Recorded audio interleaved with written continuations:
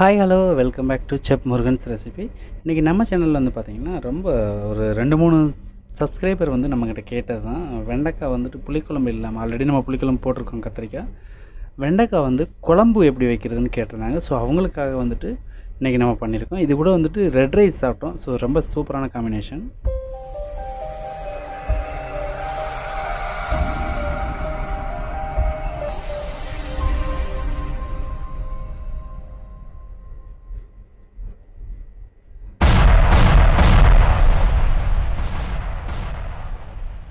இப்போ பார்த்திங்கன்னா நம்ம வந்து ஒரு கடாய் எடுத்து வச்சுருக்கோம். ஸோ கடாயில் வந்து பார்த்திங்கன்னா கொஞ்சம் ஆயில் போட்டுட்டு இதுக்கு மசாலாவுக்கு தேவை என்னங்கிறத நம்ம பார்த்து ஃபஸ்ட் நம்ம வறுத்துக்கலாம். நான் ஒரு 4-5 வரமிளகாய் போட்டிருக்கேன். ஒரு டேபிள் ஸ்பூன் அளவு வந்துட்டு நம்ம வந்து மல்லி ஆட் பண்ணியிருக்கோம். லைட்டாக ஒரு பரட்டி விட்டுலாம். ஸோ அதுக்கப்புறம் பார்த்திங்கன்னா வந்துட்டு கடலைப்பருப்பு வந்து பார்த்திங்கன்னா நான் வந்துட்டு ஒரு டேபிள் ஸ்பூன் போட்டேன். அதில் வந்துட்டு ஒரு 5 மிளகு மட்டும் தான் போட்டிருக்கேன். ஸோ அதுக்கப்புறம் வந்து ஒரு 5 முந்திரி பருப்பு, ஒரு டேபிள் ஸ்பூன் அளவு ஒரு 10-15 பீஸ் இருக்கும் வேர்க்கடலை. அதுக்கப்புறம் கொஞ்சம் ஜீரகம், ஒரு கப்பளவு வந்து திருவண்ண தேங்காய். ஸோ இது எல்லாத்தையும் வந்து என்னென்னு கேட்டிங்கன்னா ஓரளவுக்கு நல்லா வறுத்துட்டு அழகாக இதை நம்ம வந்து அரைச்சி எடுத்து வச்சுக்கலாம்.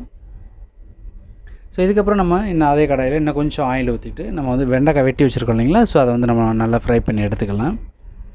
ஏன்னா அதில் வந்து அந்த வலுவழுப்பு தன்மை இருக்குது இல்லைங்களா. ஸோ அதெல்லாம் போகிற அளவுக்கு நம்ம வந்து அதில் ஸ்லோ ஃப்ளேமில் வச்சு நல்லா குக் பண்ணிக்கலாம் வெண்டைக்காயை வதக்காமல் போட்டால் என்ன ஆகுன்னு கேட்டிங்கன்னா அது வந்து ஒரு மாதிரி கொலன்னு வந்துடும். ஸோ அதனால் வந்துட்டு வெண்டைக்காய் வதக்கிட்டோன்னா அதில் உள்ளதெல்லாம் ட்ரை ஆச்சுன்னா நம்ம வந்து ப்ரிப்பேர் பண்ணும்போது ஈஸியாக இருக்கும். ஸோ இந்தளவு வறுத்து எடுத்துக்கோங்க.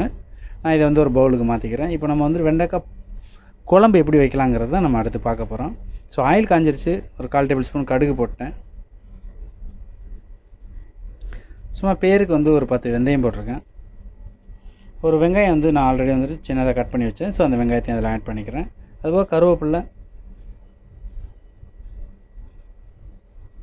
ஒரு 4 பல்லு பூண்டு, ஒரு 2 பச்சை மிளகாய் காரத்துக்கு தகுந்த மாதிரி இதெல்லாம் போட்டு கொஞ்சம் நல்லா குக் பண்ணிக்கலாம். நல்லா ஃப்ரை பண்ணிவிட்டு அதுக்கப்புறம் வந்து பார்த்திங்கன்னா ஒரே ஒரு தக்காளி பழத்தை வந்து நான் வந்து நல்லா வந்து நைஸாக கட் பண்ணி போட்டிருக்கேன் நான். ஸோ அதே மாதிரி இதில் போட்டு நீங்கள் பண்ணுங்கள்.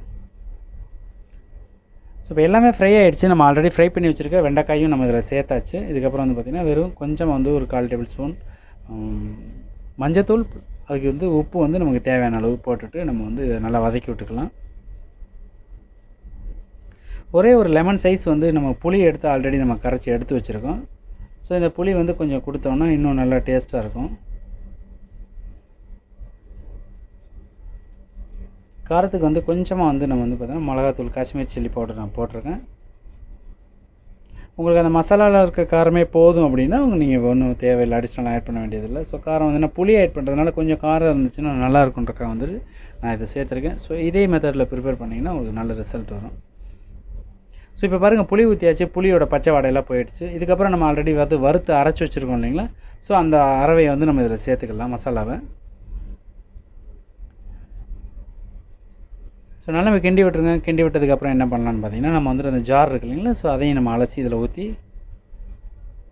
கிரேவி எவ்வளோ தேவைங்கிறத பார்த்து அதுக்கு தகுந்த மாதிரி நம்ம வந்து லூஸ் பண்ணிக்கலாம், குழம்புக்கு தகுந்த மாதிரி. ஸோ ஃபுல்லாக லூஸ் பண்ணியாச்சு. லூஸ் பண்ணதுக்கப்புறம் என்னென்னு கேட்டிங்கன்னா அது வந்து கொஞ்சம் ஸ்லோ ஃப்ளேமில் வச்சு நம்ம அழகாக குக் பண்ணிக்கலாம். இப்போ உங்களுக்கு பார்த்தீங்கன்னாலே தெரியும். ஸோ அந்த மசாலாவோட இதெல்லாம் மணலாம் மாதிரி இப்போ கலர் எவ்வளோ சேஞ்ச் ஆகிருக்கு பார்த்தீங்கன்னா. ஸோ அழகாக வந்துட்டு இப்போ நம்ம ஊற்றின வந்துட்டு கிரேவி மசாலா எல்லாமே நல்லா 1 by 1 நம்ம மிக்ஸ் ஆகி நல்லா வெந்திருக்கு. ஸோ இதுக்கப்புறம் வந்து பார்த்திங்கன்னா மேலே கொஞ்சம் மல்லித்தலை தூவி நம்ம வந்துட்டு ஒரு பிளேட்டுக்கு சர்வ் பண்ணலாம். ஸோ இதை ஸ்லோ ஃப்ளேம் வச்சிங்க அப்படின்னா இன்னும் கொஞ்சம் நல்லா சுண்டுச்சுன்னா உங்களுக்கு இன்னும் கொஞ்சம் டைட் கிரேவி கிடைக்கும். ஸோ இந்தளவு ரைஸுக்கு சாப்பிட்றதுக்கு வந்து இது வந்து நல்லாயிருக்கும். இந்த லூஸ்லேயே நீங்கள் வந்து எடுத்து வச்சு சர்வ் பண்ணலாம். ஸோ இதில் வந்து சின்ன பீஸ் வெல்லம் வேணால் உங்களுக்கு தேவைன்னா நீங்கள் ஆட் பண்ணிக்கலாம். இல்லைன்னா உங்களுக்கு அப்படியே நீங்கள் வந்து இதை சாப்பிட்டுக்கலாம். ஸோ இதே மாதிரி இதே அளவுகளோட நீங்களும் ட்ரை பண்ணி பாருங்கள். ஸோ இது ரொம்ப சூப்பராக வரும். ஸோ நீங்கள் வீட்டில் ட்ரை பண்ணி பார்த்துட்டு உங்களோட ஃபீட்பேக் என்னங்கிறத என்னோடய கமெண்ட் செக்ஷனில் கமெண்ட் பண்ணுங்கள். தேங்க்யூ ஃபார் வாட்சிங். அழகாக ட்ரை பண்ணி பார்த்துட்டு உங்களோட ஃபீட்பேக் என்னங்கிறத என்னோடய கமெண்ட் செக்ஷனில் கமெண்ட் பண்ணுங்கள். ஸோ செம்ம டேஸ்ட்டாக வரும். ட்ரை பண்ணி பாருங்கள். தேங்க்யூ ஃபார் வாட்சிங். இதே மாதிரி ஒரு அருமையான ரெசிபியோட நல்ல ஒரு டேஸ்டி ரெசிபியோட வந்து மீண்டும் சந்திக்கிறேன். நன்றி, வணக்கம், பாய்.